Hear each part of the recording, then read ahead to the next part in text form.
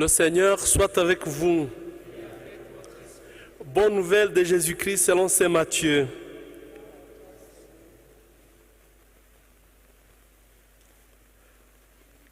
En ce temps-là, Jésus prit la parole. Père, Seigneur du ciel et de la terre, je proclame ta louange. Ce que tu as caché aux sages et aux savants, tu l'as révélé aux tout-petits. Oui, Père, tu l'as voulu ainsi dans ta bonté. Tout m'a été confié par mon Père. Personne ne connaît le Fils sinon le Père, et personne ne connaît le Père sinon le Fils, et celui à qui le Fils veut le révéler. Venez à moi, vous tous qui peinez sous le poids du fardeau, et moi je vous procurerai le repos.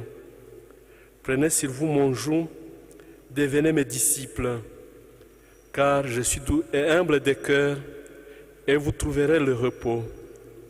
Oui, mon joug est facile à porter, et mon fardeau léger. Acclamons la parole de Dieu. Oh, Seigneur Jésus.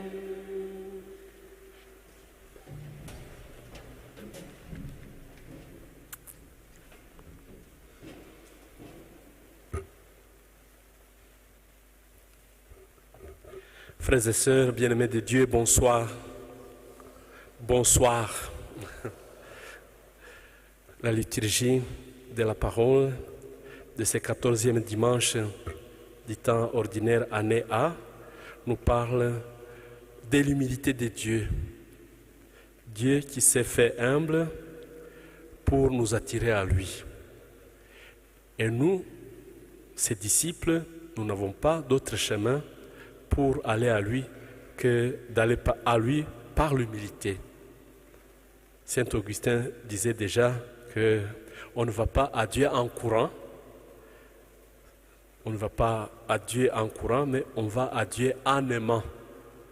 Ce n'est pas avec des pas de course qu'on va à Dieu, mais c'est en aimant. C'est par amour qu'on va à Dieu. Et le même Augustin disait, les orgueilleux, Dieu, si tu cherches Dieu avec orgueil, il s'éloigne de toi. Mais si tu le cherches avec humilité, avec simplicité, il se montre davantage à ceux et celles qui le cherchent avec humilité, avec simplicité. L'oraison que nous avons écoutée tout de suite dans la liturgie quand on commençait la messe résume en quelque sorte tout ce que nous venons d'entendre dans cette parole de Dieu. Dieu qui a relevé le monde par les abaissements de ton Fils, donne à tes fidèles une joie sainte. Tu les as tirés de l'esclavage du péché, fais-leur connaître le bonheur impérissable. Dieu qui a relevé le monde par les abaissements de ton Fils, Dieu s'est fait petit. C'est ce que nous avons écouté dans la première lecture. Le prophète Zacharie nous parle de ce roi, ton roi qui est humble, victorieux, ce roi qui vient pas avec la force des chevaux ni des armes, mais il vient tout petit. Il vient vers toi tout petit. Je vais reprendre. Exulte de toutes tes forces, fille de Sion. Pousse des cris de joie, fille de Jérusalem. Voici ton roi qui vient vers toi. Il est juste et victorieux. Humble et monté sur un âne tout jeune. C'est déjà dans l'Ancien Testament, mais vous voyez, c'est ce que le Christ a fait le jour que nous célébrons, le jour de fête des rameaux, dimanche des rameaux. Quand on chante Hosanna, le fils de David, mais il ne vient pas avec la force des chevaux, il ne vient pas avec la force des armées, mais il vient tout petit, mais victorieux. Ce roi fera disparaître d'Ephrata les chars de guerre et de Jérusalem les chevaux de combat. Il brisera l'arc de guerre et il proclamera la paix aux nations. Et sa domination s'étendra d'une mer à l'autre et de l'Euphrate à l'autre bout du pays. Donc le Christ qui n'avait pas d'armée, le Christ qui n'avait pas d'autres forces physiques que nous connaissons, qui n'a pas écrit beaucoup de son vivant, mais aujourd'hui le Christ, il est proclamé roi partout, sur tous les continents. Voilà la force du Christ, lui qui nous a attirés par ses abaissements. Il s'est abaissé, il s'est agenouillé pour faire de nous des fils et des filles de Dieu. Donne à tes fidèles une joie sainte. Toutes les joies ne sont pas saintes. Toutes les joies ne sont pas saintes. Il y a des simulacres de joie. Donc, tout ce qui brille n'est pas de l'or. C'est ce que la sagesse dit. Donc, effectivement, nous vivons dans un monde où nous recherchons tout ce qui brille, tout ce qui... Mais attention, tous nous cherchons le bonheur. Le matin, nous cherchons le bonheur. Tout le temps, nous cherchons le bonheur. Mais pas le chemin pour arriver à ce bonheur que Dieu veut. C'est ce que nous avons écouté dans l'Évangile, où Jésus faisait une bénédiction à son Père. Père, Seigneur du ciel et de la terre, je proclame ta louange, je te bénis. Je te bénis. Ce que tu as caché aux sages et aux savants, tu l'as révélé aux tout petits. Donc, ce que Saint Augustin disait, ceux qui cherchent Dieu avec humilité, ils se laissent trouver. Mais ceux qui le cherchent avec arrogance, avec orgueil, ils s'en éloignent encore davantage. Alors à nous de choisir. Nous voulons être de ceux-là qui cherchent Dieu avec humilité et qui le trouvent facilement, ou bien nous voulons être de ceux-là qui sont orgueilleux, qui sont arrogants et qui vont peiner pour trouver Dieu. En peu de mots, tous les chemins ne conduisent pas à Dieu. Donc Jésus même disait, il y a un chemin qui va à la vie et il y a un autre qui va à la perdition. Choisis. Tu es assez grand, tu es assez grande, tu es assez intelligent pour choisir le chemin qui conduit à la vie. Jésus disait, il y a ces chemins qui est un peu étroit, difficile, mais qui conduit à la vie. Et il y a un autre qui est large, qui va à la perdition. Il dit choisis. Même dans l'Ancien Testament, le livre de Deutéronome disait, il y a devant toi la vie et la mort. Choisis la vie. J'ai confiance en toi, choisis la vie. En ce temps-là, Jésus prit la parole. Père, Seigneur du ciel et de la terre, je proclame ta louange. Ce que tu as caché aux sages et aux savants, tu l'as révélé aux tout petits. Oui, Père, tu l'as voulu ainsi dans ta bonté. Tout m'a été confié par mon Père. Personne ne peut connaître son Père comme le Fils. Personne ne peut prétendre connaître le Christ. Personne ne peut prétendre connaître Dieu comme Jésus. C'est lui qui peut nous révéler.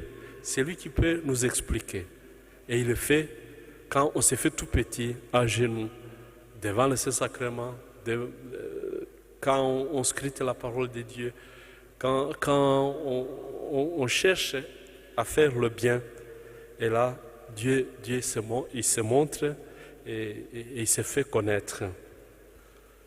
Oui, Père, tu l'as voulu ainsi dans ta bonté, tout m'a été confié par mon Père. Personne ne connaît le Fils sinon le Père. Et personne ne connaît le Père sinon le Fils. Et c'est lui à qui le Fils veut le révéler. Donc on demande vraiment à Dieu, on demande au Christ de nous révéler le Père. Nous avons beaucoup d'exemples. De ceux qui ont choisi la petitesse pour aller à Dieu. Sainte Thérèse de l'Enfant Jésus, par exemple, qui a choisi la petite voie, pas la voie de l'arrogance ni de la force, la petite voie pour aller à Dieu. Et là, il dit, prenez mon fardeau et moi, je vous procurerai le repos. Puisque je partagerai votre... Moi, je porterai le gros morceau. Donc, les spirituels nous disent, s'il s'agit de faire 1 kilomètre, fais 100 pas, même moins, et moi, je ferai tout le reste. 1 kilomètre, c'est 1000 pas. Fais un peu, et moi, je ferai tout le reste pour toi et avec toi. Donc, je porterai le gros du morceau. Raison pour laquelle ta souffrance et ta peine ne pèsera pas. Il faut me la confier. Confie-moi tes peines, tes soucis, et puis vous verrez. Prenez sur vous mon joug, devenez mes disciples, car je suis doux et humble de cœur, et vous trouverez le repos. Pas d'arrogance. Oui, mon joug est facile à porter et mon fardeau léger. Venez à moi. Il nous invite, il nous appelle à aller vers lui.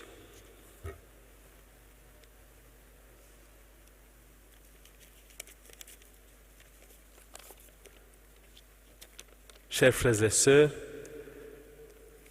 Jésus nous invite, il se révèle à nous dans l'Évangile, comme nous venons de l'entendre, à la fois comme Fils de Dieu, qui seul connaît son Père, et comme le Maître doux et humble des cœurs, qui nous invite à nous mettre à son école.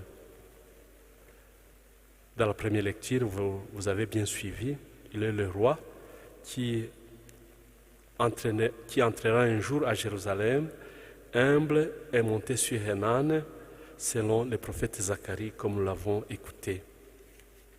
Et l'oraison nous disait, Dieu qui a relevé le monde par les abaissements de son Fils. Il a relevé le monde qui était dans le gouffre. Il a relevé le monde. Donne à tes fidèles une joie sainte. Je vous disais que toutes les joies ne sont pas saintes, qu'il faut choisir. Tu les as tirés de l'esclavage et du péché. Fais-leur connaître le bonheur impérissable. Fais-leur connaître le bonheur impérissable. C'est ce que nous avons entendu dans la deuxième lecture. Dans la deuxième lecture, Saint Paul nous rappelle que par le baptême, au mystère pascal du Christ, nous devons, selon la directive, vivre du Christ qui habite en nous. Désormais, le Christ habite en nous. Et nous ne sommes plus sous l'emprise de la chair. Nous ne vivons plus sous l'emprise de la chair, nous vivons sous l'emprise de l'esprit. Je vais vous lire ce que dit Saint Paul à propos. Et Saint Paul dit, frères, vous n'êtes plus sous l'emprise de la chair, effectivement. Et on connaît les œuvres de la chair. C'est le libertinage, l'impureté, la débauche, l'idolâtrie, la magie, la haine, discorde, jalousie, empoisonnement, rivalité, emportement, rivalité, dissension, faction, envie, beuverie, ripaille et autres choses semblables, détestables. Mais quand il parle plutôt du le fruit au singulier, le fruit de l'esprit, c'est la paix, c'est la joie, c'est l'amour, c'est la maîtrise de soi. Là aussi, choisissez. Vous êtes assez intelligent pour choisir entre cette vie selon l'esprit et la vie selon la chair. Cette chair qui conduit à la mort et l'esprit qui conduit à la vie et à la vie éternelle.